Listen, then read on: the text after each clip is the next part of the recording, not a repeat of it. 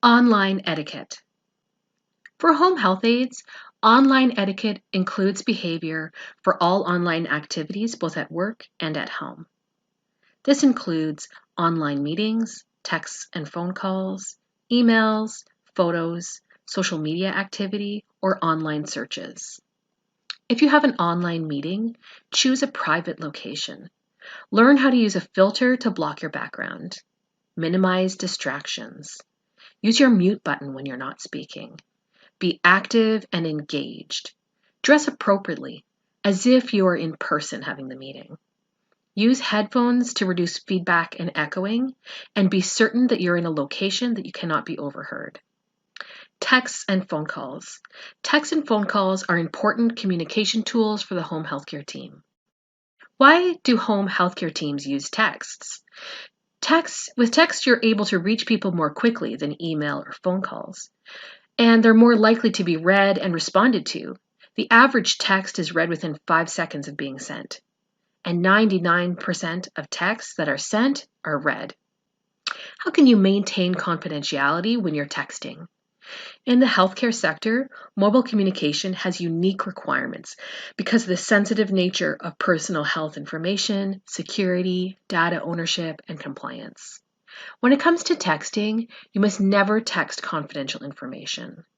Be very careful what you text. Never text information that may identify your client, even if you don't use their name. Use text for time work-related business, such as time of arrival, being late, shopping lists, asking for a callback. Emails are another useful communication tool for the home health aide. It's important that you understand how to keep your client's private health information safe using email. Never write identifying information in your emails, including the client's name. Never gossip about a client in an email. You never know who an email can get forwarded to. It's not usually a good idea to send emails to a client or their families. Never take photos of your clients for any reason. Even if your client's face is covered or they're wearing a costume, even something in the background could identify them. For the same reason, it's a bad idea to take a selfie when you're in your client's home. While you're not taking a picture of your client, something in the background could identify where you are. Never post any information about your client on social media. This is very important.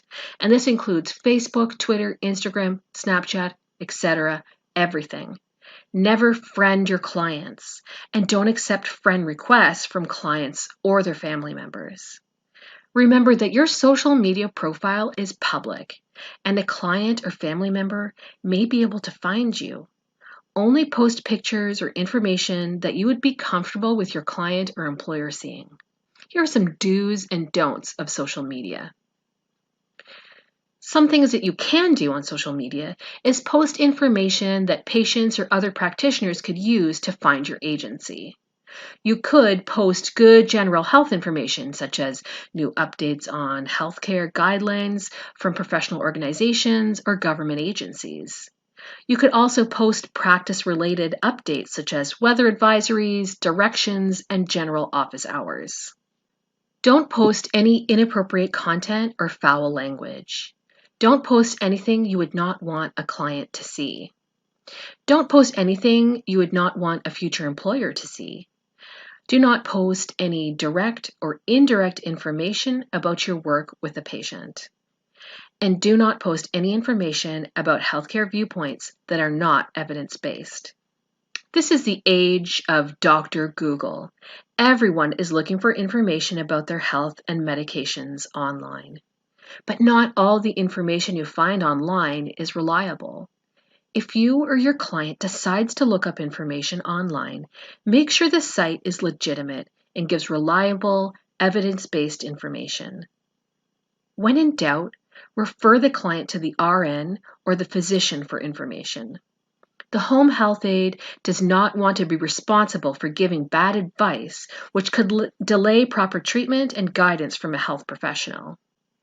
Encrypted networks are computer networks set up by your agency to encrypt or encode data and messages. This means that the message is unreadable when it is in transit between the sender and the receiver. You must ensure that when you are storing and transmitting private health information, that you always do so through an encrypted network. Otherwise, you risk having your client's personal or health information compromised. If your agency uses an electronic health record, you may carry a small portable device with you, which you can document or send and receive messages. Make sure you keep a watchful eye on your device when in the client's home, and make sure you lock the screen when it's not in use. Never access private health information through a personal device, as they lack the proper password protection and use unencrypted networks. Also, never allow other people to use your work devices.